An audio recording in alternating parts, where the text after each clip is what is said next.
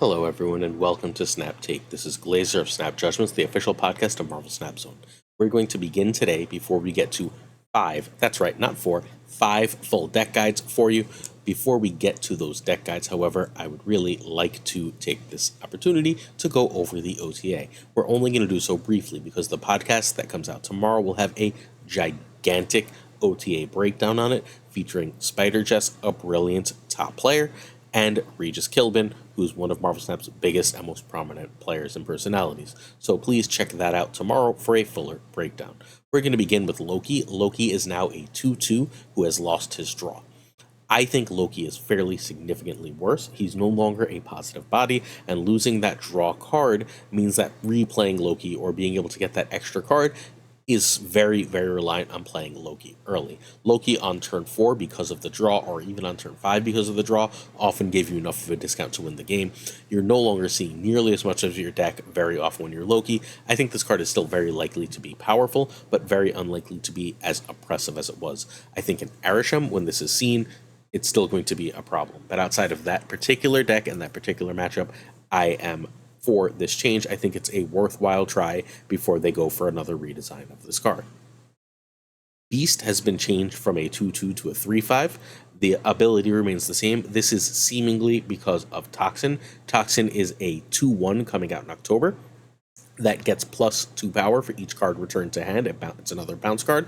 You don't want 2 cards that bounce based on location that both cost 2, because it makes it very, very easy to chain them, where on turn 3 you'll bounce with one card, then turn 4 you'll bounce with the other, turn 5 you'll bounce with the other. Changing the cost up, particularly making the one that has cost reduction in it more expensive, makes that less likely to happen, and 5 is a lot of power. 3-5 is a premium stat line in Marvel Snap. I don't love this. You know I love bounce. It makes me sad to see bounce get hit, but it does make sense for bounce to not be as powerful in the current meta. Taskmaster is now a 6 from a 5. This is future-proofing for something. My guess would be Symbiote Spider-Man, who is a 4-6. It's the Season Pass card of next month with an activate ability that combines it and re-triggers it on reveal. That could make like a 28 power Black Panther that you could then immediately Taskmaster, and that might be something that they don't want. It remains to be seen exactly how that will work when these two are combined, but for the time being, it's easy to understand why they might want to show a little bit of caution in the case of Taskmaster. This does break up the opportunity to go Ravonna and then Sage and Taskmaster, particularly on a card like Wong, which was often a game-winning play for current Mr. Negative decks, which is a little bit sad. But while this is an unfortunate and upsetting change, this is probably not the end of the world for most viewers of this channel, where we tend to have a more competitive bent or are aiming that way. If you're still playing Sugar Red Skull, though, this has to hurt. Cannonball gets back his lost point of power. He goes from 5-7 to a 5-8. He was changed in the wake of the Professor X Armageddon, when the Professor X Slayer Blade deck, we've got a Safety Blade deck later in this video, by the way, when the Slayer Blade deck became the whole meta, he didn't need to lose the power. Enough other things around him had changed. He gets the power back perfectly fine. Atuma is now a new card. This is a fully new card. It now destroys a lower cost card on your side than a lower power card at its location, which is just an extra tool for destroy. It seems like it's really, really great for Nimrod, where that 4/10 can, if you play a Nimrod in that location next turn, at the end of the turn, Nimrod has less than 10 power. If Nimrod is the lowest power card in that location, it's going to destroy Nimrod and throw that around. It's going to be really solid against junk. It seems like Atuma is going to be, generally speaking, a very powerful and interesting card. I look forward to trying it in Idiot decks and Destroy decks to see if it can bring those two up. Very, very cool. Next up, Destroyer is now a 6-14 from a 6-16, but it now only destroys the cards at other locations. I'm not sure how much that changes. You don't, like, Nimrod doesn't matter, right? Like, it doesn't, you want to destroy everything in Nimrods. You can maybe play this in a location that has some stuff you don't want to destroy for that Nimrod matchup. But then it's just throwing Nimrods into that Destroyer lane, and I'm not sure how much good that does. The other real thing that this, like, you could still play this and, like, an armor lane would be protected, but that was already the case. You can still play this on a Cosmo, but that was the case. You can still play this in Professor X is protected. So I'm not 100% sure what the benefit to this is. I assume there is one, because Second Enter seemed to be taking off 2 power is a lot. So I assume there's something powerful here. I just don't know what it is yet. So I look forward to hopefully finding that out relatively soon. And finally, we have Copycat, who now copies the bottom card instead of stealing the ability of the bottom card. That makes more sense for literal copycat, right? It is a reasonable nerf. It's not a big nerf, but it's a reasonable nerf. It makes the card worse in two particular decks. It makes the card worse in mill decks. Mill decks aren't really in the meta, but they are good and were very fun. It is now no longer a card that goes in mill. It's also worse in Darkhawk decks, where what you would do is you would shuffle the deck with the rocks, and then they would be likely to draw that silenced card. Copycat is no longer as good as that. In fact, you can argue that you don't want to shuffle with Copycat. You don't want the rocks to happen. You don't want to mill them out, because this way, if you know what their bottom card is, even if you've just copied the ability, if you never shuffle, they're not, and you don't mill them out or anything, they're not going to draw that card. That's an ability that you know that they do not have access to. So if that's a Dr. Doom or whatever, and you don't play that Copycat until later, they don't know that they will not draw Dr. Doom that game while you do. And that information still carries power. It just changes the way that power is. Copycat is a slightly worse card, but still a very, very good one. That's my OTA thoughts. Let's get to deck number 1, which is Desmond's Meta Breaker. And I'm just going to tell you straight up, I barely had a chance to try this. This list is freaking really, really strong. If you have Wiccan, and Wiccan is the only high series card you need for this list, you should 100% try this list. I don't even know how to explain it. It felt sort of like a big Noki, like almost a Devil Dino Noki. It was a very, very cool list. Let's talk about some replacements, but first, if you'd like to see Desmond talk about this list or Desmond in general, check out youtube.com/@DesmondKorea. Desmond is a major influence on the meta, one of Korea's top creators. So for this list, if I was replacing Jeff, I would go with Collector, because you've got Agent Coulson and Nick Fury, and that's enough to make yourself a 3/5, 3/7 type card, which is probably big enough. And you could always add an extra 1 or 2 little card creators in to help for that. Speed, Copy King, Cassandra are just good cards here. Gladiator, Polaris, Nocturne, Red Guardian, whatever good 3-cost cards you want are perfectly fine in those spots. Don't freak out. You do need Wiccan, and Legion can be Vision, and upon further reflection, Legion could also be Devil Dinosaur, perfectly fine. Any of these are really fine. What you're trying to do is you're trying to leverage the power of your 3s with extra energy to play enough of those to win the game, and then just sort of like scam with Legion or with whatever generated cards that your opponent cannot play around. Desmond played more games with this. I played either 5 or 6 games on my phone as quickly as I could. We recorded the podcast tonight with Regis, so it's been a very busy night, and I started work again. I'm a teacher, for anyone who's like brand new here. So I played like 5 games with this. I think I won 4, and then Regis went 16. Sorry, Regis. Desmond went 16-2 with this, which is an 89% win rate, and climbed from around 300 into the top 150 with it. I don't know how familiar you are with top of infinite gameplay, like top 200. 16-2 is damn near unheard of. This is an insane win rate and 100% worth playing. Turn 1, you want to play Quicksilver. Turn 2, you want to play Domino. I know, very complicated. The card you draw on turn 1 is what you want to win. The card you draw on turn 2 is what you want to do. If you happen to have Jeff, feel free to Jeff instead of Domino. Turn 3, you want Coulson or Cassandra. If you can, those are your 2 priority early plays. Turn 4, you would like to Wiccan over Fury. Turn 5, if you've Wiccan, you'd really like to get Fury or Coulson out at this point, but you don't have to. Sometimes Legion can just shut down the game and win for you. And then turn 6, Fury or Legion. We're going to talk about the thumbnail deck, that best Hulkling deck. I think it's mind-boggling that we didn't come up with this as the immediately home for Hulkling, but this is the best Hulkling deck. We're going to talk about that right after this. Let's take one last look at this list, and I just want to, again, just sort of note that there's 2 types of 3s in this list. There's the 3s you want to play early, which are Cassandra Nova and Agent Coulson, and the 3s you would rather play late, which are largely Cosmo and Killmonger, and then Speed and Copycat. Like, Speed is fine either way, and Copycat is a particular card that you is fully dependent on the context of the situation. But again, Wiccan is the only high series card you really, really need for this list. This is otherwise a perfectly playable list with only Series 3 cards, and I cannot urge you enough to give it a try and play. I would also like to urge you, we're trying to hit 15,000 subs by the end of the year, and any extra support would mean the world. Hit that sub button, and if you're willing to help us fight that YouTube algorithm, like and comment. We do 7 days a week of videos here on our channel, and we also do the biggest giveaways in all of Marvel Snap. We're giving away 5 season passes this week. Every video from the day I got home, which was Wednesday's video, the next 5 videos, each day's comments one commenter on each of those videos will win a season pass. At some point in the video, I ask a question. As long as you're subbed and you answer the question, I pull a random winner. I make sure they're subbed. That person's that day's comments win a season pass. So if you're looking for a free Symbiote Spider-Man sub at some point in this video, I'm going to ask you to leave a comment. You leave that comment, you can win that Symbiote Spider-Man. All good? Cool.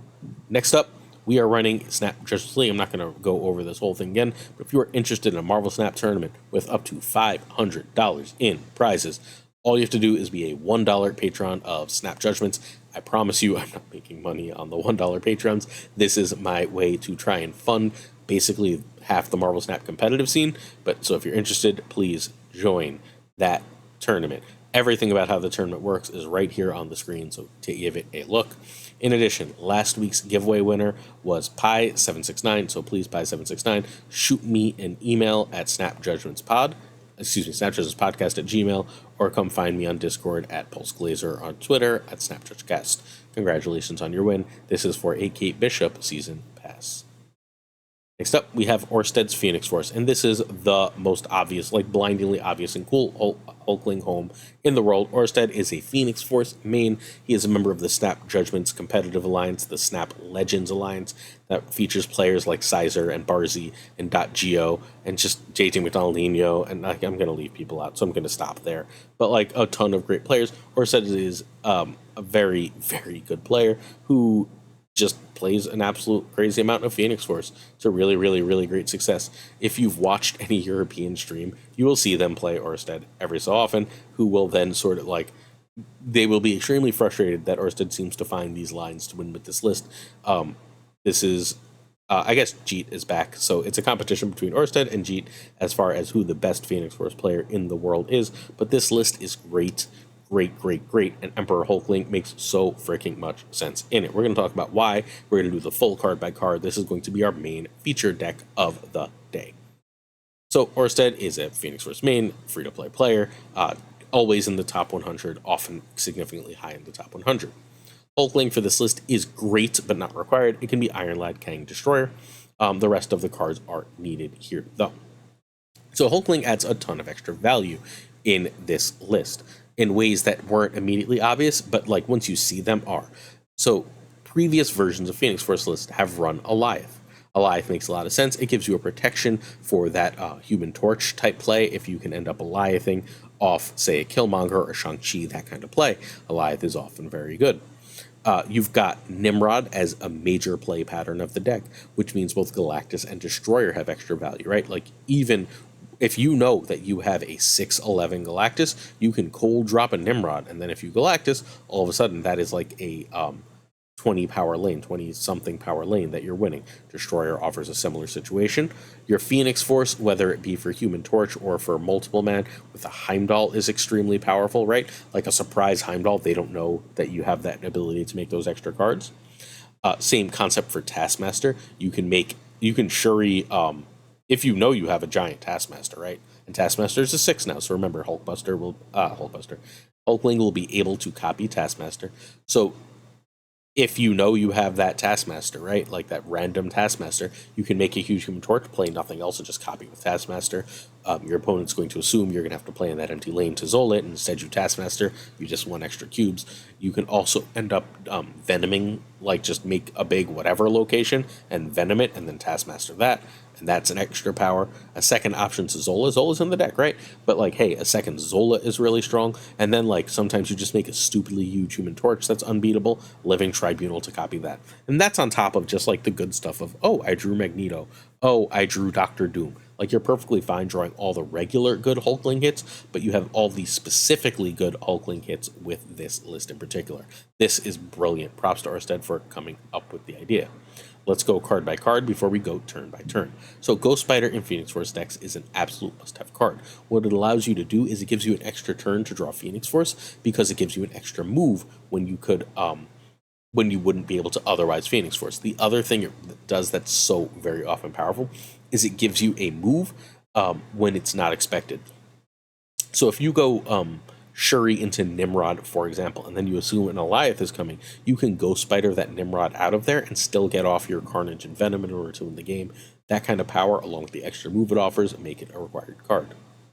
Human Torch is one of your 2 big move cards. Sometimes these run Dagger, but Dagger is obviously a significantly less reliable card. Feel free to consider Dagger for the deck if you have it, if you want to, but Human Torch is just a simple card that gets huge. Human Torch might want to be Dagger if you are suddenly facing a ton of Killmonger. I have not seen much Killmonger lately at all.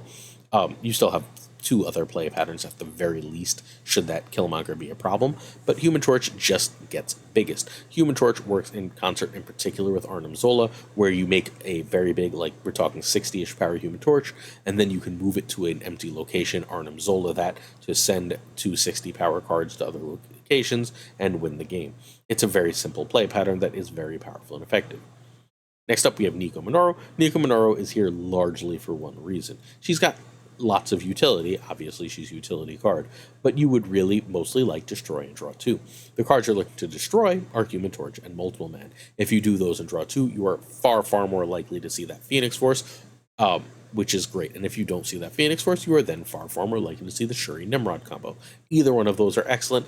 You're also fine with the +2. In a pinch, you can +2 a Nimrod. You can move a card to the right. You can, if you're going to go Spider, I guess you don't really want to go Spider Demon. Excuse me, that's not correct. But you can turn a late play card like Human Torch into a demon once you've already got another combo going. There's a lot of little things that Nico does, make a location that works better for you, so on. But her real use is destroy, draw 2, find one of your combos. Carnage, Venom, and Deathlock will be taken together. Carnage is great because it's cheap. Venom is great because it retains power. Deathlock is the worst of these 3, but they are your 3 destroy triggers. They are here largely early to destroy Human Torch and Multiple Man, though be careful, you don't want to run short of destroy cards late because you destroyed a Multiple Man or Human Torch you couldn't Phoenix Force, so you need to be wary of that. The other thing that they are here to destroy is a Nimrod, ideally a Shuri Nimrod. If you can destroy that twice, you're putting at least 24 power in 2 lanes, plus whatever the Carnage and Venom are themselves. Venom obviously retaining the power makes for an absolutely huge lane, while the Carnage lane is often smaller. If you are wise with where you put this power, it's very often enough to just win games. Some decks, especially decks if there's destroy locations, just cannot match up with this, with hard to reach locations, because you put just enough power all over the frickin' place that they can't do anything about it. That is the power of having Carnage, Venom, and Deathlock with Nimrod. Shuri's goal is obviously Nimrod. In this case, you can also, in a pinch, if you Shuri and then draw Phoenix Force and have the right thing destroyed, feel free to Shuri Phoenix Force. Shuri Phoenix Force versus just Phoenix for Human Torch versus just Human Torch on turn. Phoenix Force Human Torch on turn 4 is the same power. It's 1 move, doubling is doubling, right? So that's, actually, I guess it's like 2 less power. You'll be fine either way. Don't hesitate if you can Phoenix Force on 4, Phoenix Force on 4. But if you end up Shuring and then Phoenix Forcing, it's fine for any of the cards, Human Torch especially. Also really nice there is that you can then immediately go Spider that card out for an extra move trigger. Very strong. Nimrod does the same basic thing. We discussed Nimrod's use already. Zola is here largely, usually, for that Human Torch play, but it also has several Nimrod plays, especially if you manage to get an extra energy. You can go Spidering out and then Zoling. Sometimes in games that you're not especially favored, you will take a 50-50 of Shuri, Nimrod, Zola. That's perfectly fine. Sometimes you'll hit Shuri and lose. Sometimes you'll hit Nimrod and win. Either way is fine. If Zola hits Nimrod, you get 2 copies of Nimrod, which is great. And on the previous slide, we discussed all the value and variety of Hulkling. Sorry, there is one more Zola play. The other Zola play is if you've got an early Venom, let's say you killed a Multiple Man and Venom was out, you can always, especially if you're sure, like let's say Venom is in the left, you can Shuri Nimrod in the middle, and then you can Zola that Venom. It's going to pop over, eat that Nimrod. It's still going to eat that Nimrod twice, and you're going to get a ton of power that way as well. So there's a lot of plays and a lot of extremely powerful things to do. Let's do some turn by turn. But first, let's tell you the win rate. This is a 67% win rate in 50 games of High Infinite. Turn 1, you want to pass. Snap if you have Nico Destroy 2. Otherwise, I don't think there's a really early snap here unless you have the full combo. You can snap the full combo, though. If you have like a Phoenix Force with a mover and a destroy, sometimes you just snap real early. Turn 2, Torch Multiple Man, and then again, if you have the combo, you're snapping.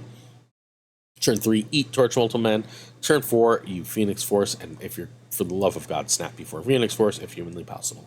Unless you're like 1000% sure your opponent has Shadow King, which is the most annoying card for you as a general rule. If you don't have Phoenix Force, you're going to Shuri. If you can recognize how much your opponent's power output is, and they can't stop Shuri, Nimrod, Destroy card, feel free to snap before that Shuri as well. Shuri, and then either move Phoenix Force or Nimrod on Shuri are fine. Then you're going to move Phoenix Force more, or you're going to play Zola on a Venom or a Hulkling or whatever, and you're going to try and destroy that Nimrod twice. And that's how you play this list. It's very straightforward, extremely powerful. Like, I think Phoenix Force is fully back in effect and worth checking out. We're going to tell you what the stream team is, and then we're going to look at a Phoenix free version of a Nimrod deck, largely because I think that there's a really cool creator behind it and a really cool change that you might want to or be able to make. And after that, we're going to look at weekend mission decks. So one last look at this one. Also, please note, in terms of sheer beauty, this is a very hip, heavy deck, and it's beautiful for it. All right, the stream team is, if you would like to see some gameplay from these decks, please check out some of our friends who will be streaming them each evening. Today is Friday, so the great Tuccrr, the Pirate King Tuccrr, will be streaming some of these decks. If you would like to see yesterday's decks in video, check Parry Manilow, day before GamingwithFlashX. Tomorrow morning on Twitch, FaThorNewman will be doing a weekly review, and then Sunday we'll be back with another video, and KingofCanada will be streaming those decks. Y'all good? Check out our friends, please. We'd appreciate it.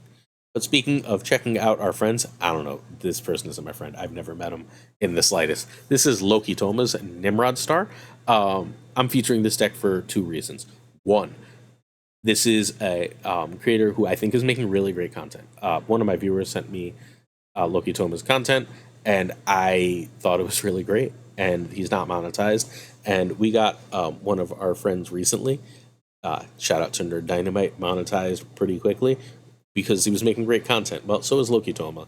Top 100 player who does great content, has a really great narrative style. And I want to urge you to go check him out on YouTube and hit him up with that little extra sub. But the other reason is because I wanted a Nimrod deck that I thought would fit Attuma really well. And I think this deck would do an amazing job with Attuma. And it has 2 Series 5 cards that Attuma could replace, because both Grandmaster and Iron Lad are fully replaceable with Attuma in this list. So I thought that made all of this really sort of come together in order to show you. If you're interested, again, check out youtube.com/@LokiToma. I really don't think you'll regret it. This is a really cool creator. Obviously, I'm not saying don't check out anyone else, right? You know me, I believe in community. I believe that, like, how do I put this? I believe that Marvel Snap is a hobby worth spending time on. I don't think it should be your only hobby, but I think Marvel Snap is a hobby worth spending time on. You should watch some creators, find some cool people. I think Loki Toma, much like the members of the stream team, is one of them. X23 can be Logan, Grandmaster can be Absorbing Man, you can try Zola for Lad or Null, and Iron Lad for Attuma or Grandmaster for Attuma, and let's go, because that gives us a whole extra play pattern that we can go with. This is where I'm going to ask you your question of the day. Ready? How much time, outside of my videos, I mean, I guess including my videos, do you spend on Marvel Snap content in a day? Do you, like, just watch these videos and call it a day? Do you watch these videos and a couple streams? How do you consume your Marvel Snap content? I don't know why I've never asked that before, but I'm definitely curious. That's your Season Pass giveaway question. Cool. Let's talk some turn by turn. So again, check out the creator of this deck. So X23 is generally safe on turn 1 or 2. You're not really playing much of anything else. You're obviously holding your destroy cards for later. Turn 3, I would generally like to get down Magic here. It's not a Nocturne heavy meta. It's not a location change heavy meta. So I feel relatively comfortable going Magic early so I can get combos going. If you don't have Shuri, it's reasonable to try and get an early Nimrod out, at which point you would like to destroy an X23 early. Remember that you're trying to get a destroy card into the corner lanes for later Grandmaster to push them mid. Turn 4 is either Shuri or Nimrod. Turn 5 is either Nimrod on Shuri, or if you dropped a Nimrod and you still need to, you can Magic, or you can start destroying that Nimrod.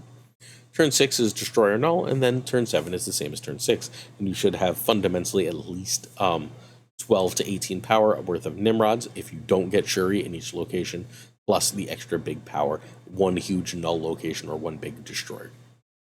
Cool.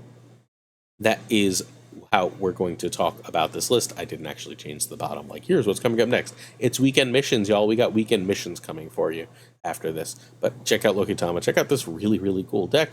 I think it is both powerful and interesting. I decided to throw the Phoenix Force Magic in the list because this is like Phoenix Force was missing from the list, so we threw a little Phoenix Force into it. Cool? Okay, weekend mission decks. We got 3 K Bishop decks. We're not doing full guides for any of those. We've got one more full Hulkling review, and we already did one earlier. The Remember the Phoenix Force list is a Hulkling review, Hulkling deck. And then we got one deck with both Hulkling and Kate. I don't know if y'all are going to be able to afford that deck, but I'm in love with it, so we'll get there. First, we're going to do a weekend review of Kate Bishop. This is your last weekend to buy Kate Bishop. Kate Bishop is the best Season Pass card since at least Hope Summers, and I think probably the best Season Pass card since Ms. Marvel. Kate Bishop Hawkeye is a stellar, top-notch, powerful card. She fits in a ton of decks in a ton of different ways. Her ability to add 2 arrows, those arrows are extremely versatile. We're going to look at the 3 main archetypes I think she fits in, but she is also just a good stuff, too. So the first archetype we're going to look at is Clog. I don't think Frank Puddle made this Clog deck. This Clog deck basically feels the same as the old Ava list. It may be a card or 2 different, but Frank Puddle played it to number 1 on, how do I put this? Number 1 in one of his alliances.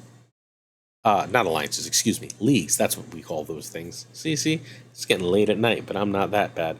So he played it to number 1 in his league, and proved that this is still an effective list even after multiple nerfs. Remember, Cannonball is now a 5/8, so it's even better. What Hawkeye offers here, what Kate Bishop offers here, is largely the acid arrow, but it's also just a good way to have extra cards. This Kate Bishop Hawkeye is a good junk card. Junk and Move is also powerful. I'm not going to feature the Junk and Move. We've talked about that list multiple times on the channel, but this is a very powerful card in junk decks such as this, because having a 1 cost go to the opponent's side is extremely strong. Next up, we have Ika's Wiccan Pixie. The Wixie decks really like Kate Bishop, particularly Wiccan decks of all shapes and sizes really like the card. Unless you're running Domino Quicksilver, you want Kate Bishop, because you have to run a critical mass of 2s in order to guarantee yourself a 2 on turn 2, which means that you might have a 2 and not a 1 on turn 3. But if Kate Bishop is that 2, then all of a sudden you have the 2 and 1 for turn 3, right? So you can play a Kate Bishop and another card on turn 3. So let's say you went Spider Ham into Kate Bishop, and then you went one of the arrows into White Widow. You can now still trigger your Wiccan, which is what your real goal here is. Hawkeye has amazing synergy with Wiccan, which is interesting because those are 2 of the characters that have the least relationship in the Young Avengers comic, but they have amazing synergy together. This is one of the best decks in the game from our friend Ika. Every few months, Ika just breaks the game casually, so you should be checking this list out. You've probably seen variations of this, if not this exact list, all over the place. Finally, this is the deck I hit Infinite with. It says OTA update, but this is the previous OTA. The deck hasn't changed. It'll run Loki just fine as a 2/2. It does not care. It actually might like that even a little bit better, but it's fine. Basically, what you're doing with Kate Bishop here is you're offering yourself an extra 1 to help trigger Thena. You're offering yourself extra 1s to trigger Thena. The last real specific use, Junk Move, right? Junk/move. So I guess that's 2. Let's call that 2. Junk, Move, Wiccan triggers, and then Thena triggers are the 4 main, like, not just good stuff uses for Kate Bishop. This list still has a 60% win rate for both me and on Marvel Snap Zone's overall stats. So I don't know. This list remains extremely strong and useful. If you'd like to see me cover it, feel free to go back through the archives. Remember the $1.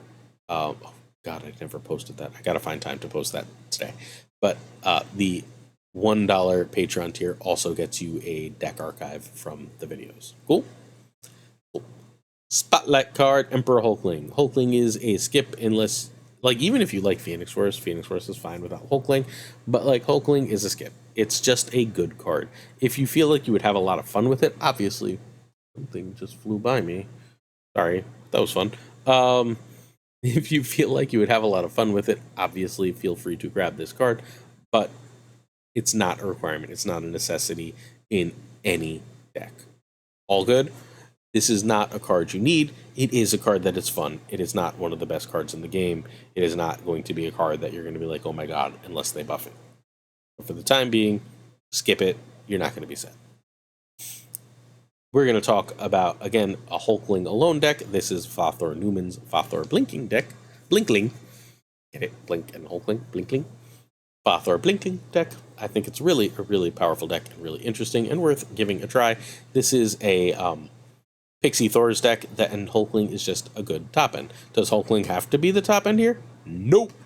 But sometimes he wins you extra games being the top end, especially when you know what he's going to be. He's not always a card you want to get out of Blink. Destroyer is an option. But Destroyer at that point is like basically the only really bad option, so you're not like terribly upset if that's the situation.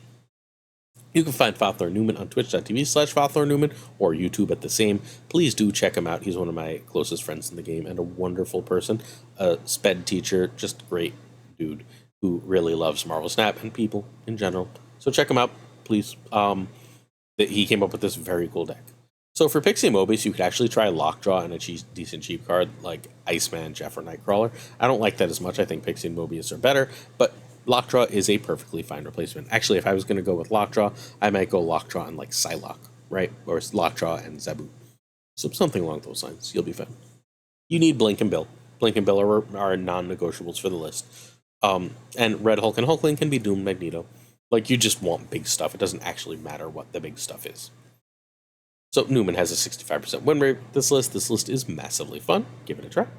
Turn 1, you pass unless Nico is draw 2 or Demon with Pixie in hand. Turn 2 is Pixie. Turn 3 is Mobius. If you have Pixie, if not, you play Thor, like Odin's son. Turn 4, you play Beta Ray Bill, ideally. If you're going to Blink, though, if you don't have Jane and you know you need to Blink, Beta Ray Bill is no longer nearly as good, and you'd rather play Mobius, right? Because you'd rather Mobius blink off Mobius than blink off Beta Ray Bill, who needs to be on the board for any ability. Turn 5, Jane if you have Pixie, Thor, or Bill, and Blink if not. Jane is like the key card. That's the card you want to see on 5. Everything else you have a lot of variability on, but Jane is like your big condition here. If you have things going good and you feel like you have enough power, Jane is a snap. Turn 6 is Red Hulk or Hulkling. Either one is fine if they're big enough, the right card.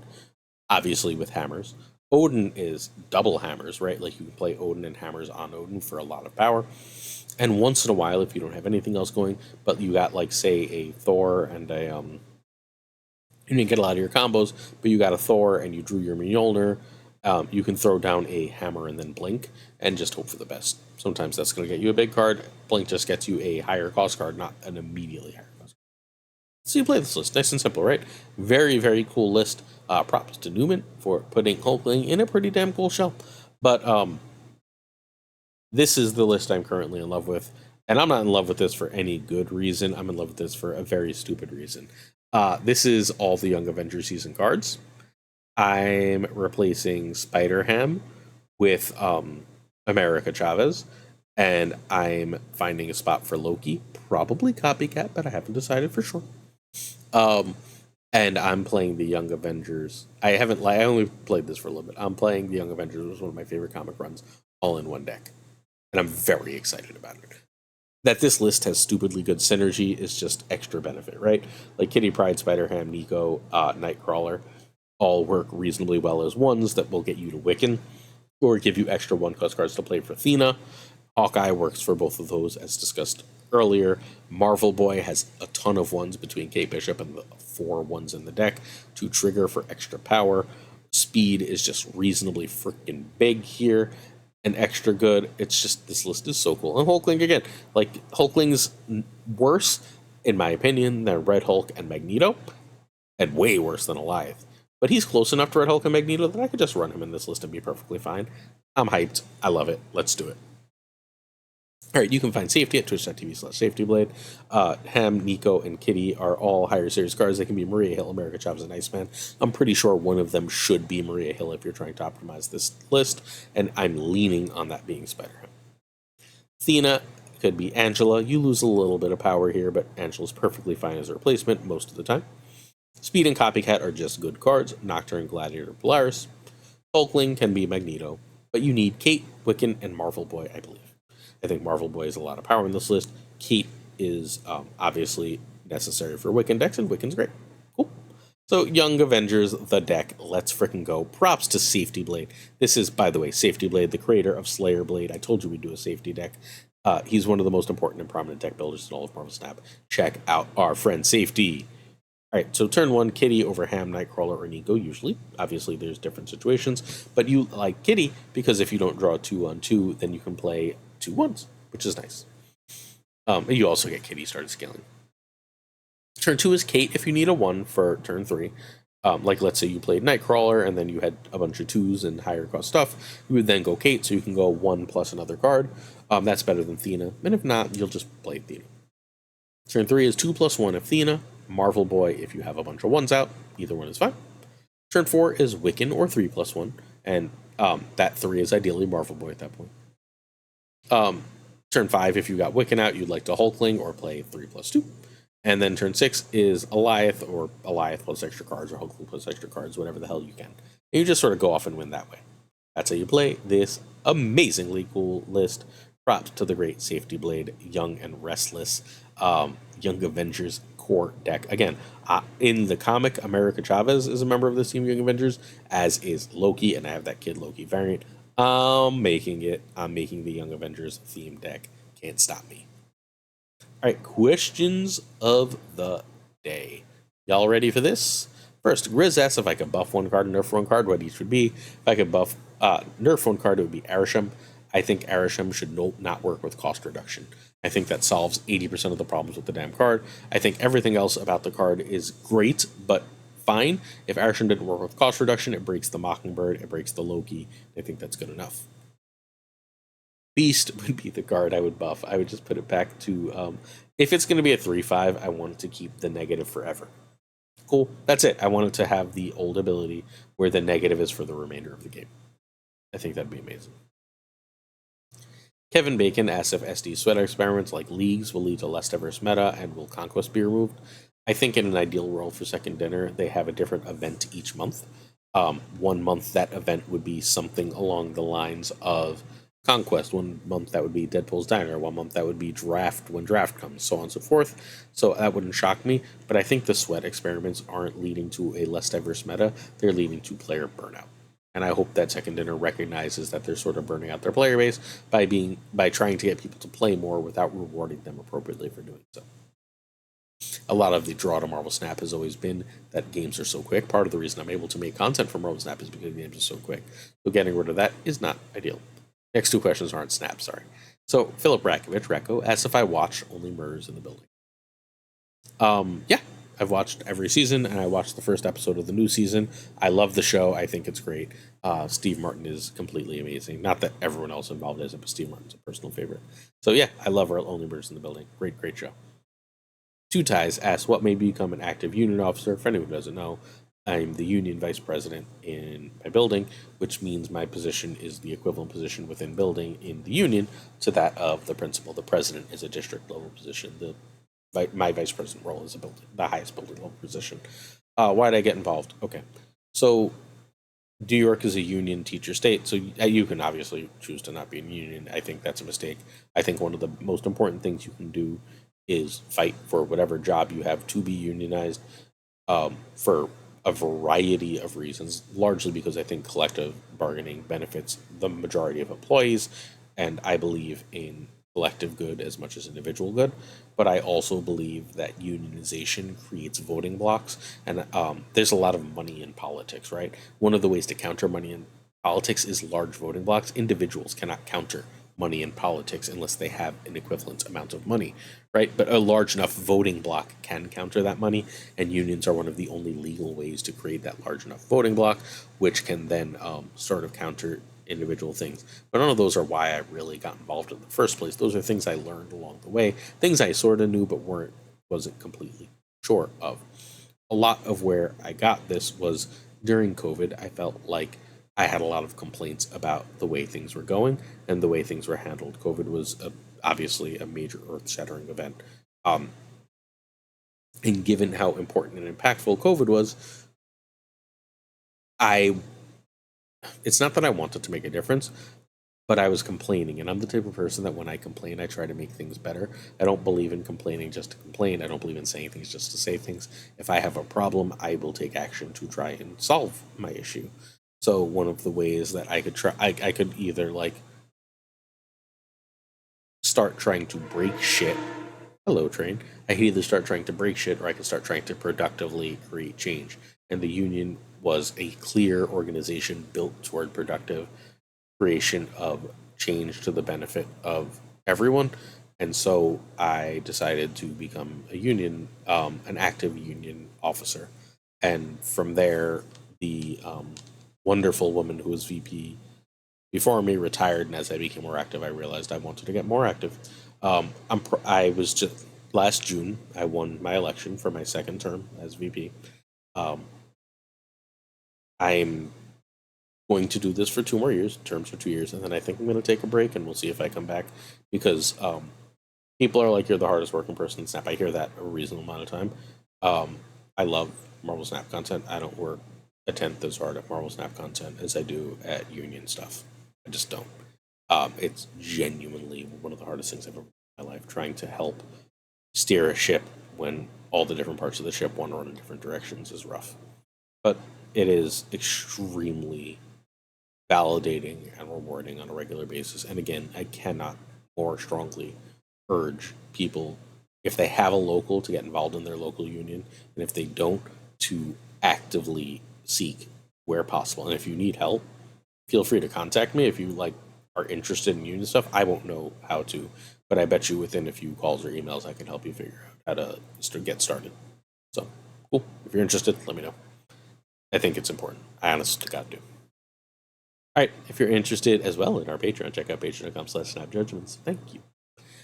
Certain tiers of support on our Patreon come with on-air thanks I'd like to say thank you to, and I'm going to go quickly because I don't know if you can see this, but as I'm getting sleepy, going back to work is rough. Thank you, Abigail Giesland, Mandatory Burnout, Cables, Irregardless, David G. Wingfield, Direwolf, Always Kind, LAB, FaThorNewman, hey, we saw his deck, Good Dog Gamer, didn't reach out yet, Good Dog Gamer, waiting for you, Use Vault, Inc., I Am Frostman, Jay Neverate, Corwin, Prime Dryan, Ryanberg, Heretics Lee, Koire, Black Dahlia, who never went anywhere, damn it, Black Dahlia, joining your alliance next week, I didn't forget, Pyrophoros, The Goat Seeker, Den Man Falcon, Quid Pro Joe, King of New Marvel Snap Card Content, Docty, who will be on the podcast next week, I'm pretty sure, I think so, I'm starting to blur, but I'm pretty sure that's new season week, which means Docty, Batnick, Ginger Prime, Philip Rakovich, Racco, we got a question from Racco, killing it with the shorts as always, Haplo, Kenny Loggins of the Danger Zone, Rob Silverman, the Notorious Bizza, X-Force V, and Skippy G, winner of Snatchers League Season 1, sponsor of Season 3 and 4, Tommy Nyquist, the King of Bros, bruh, the Great Kazoo, Jess Gamble, Ryan Wood, Woody, Kev C. Hoda, gotta, when I share this, fix that. Brains. Telling you, it's been a day, my friends. Luna Chris, Quantum Quinn, John Q, Clam, 8th Sage, Mod Supreme Model, Darth Tater, Joe P, Brian Kaufman, Tristan H. Martin, Jason B, JT McDonaldino, The Fuzzy Dunlop, Spectrum X, Hoot, Matt H, DJ, Mikey, Hijinks, No Frickin' Flex, Ocularis, Mr. Cricksterry, Seamus, Jonesy, Two Ties, The Great Lauren Whatevs, the Parry King Tuccrr, the Homie Man, and of course Gunny T, where the T stands for, hey, y'all, we got so much cool shit for you coming. We've got huge announcements. Tomorrow, we've got the single biggest Marvel Snap content creator, the awesome Regis Kilbin, along with, I know you don't know her, but you're going to know her, Spider Jess, on a badass podcast episode. We've got more huge announcements coming. Promise you, you don't want to miss it. But if you would like to check out another one of my great videos, right below me, it's right there. Click it, enjoy it, and I'll see you tomorrow for the podcast and then Sunday for another Snap Take. Deuces.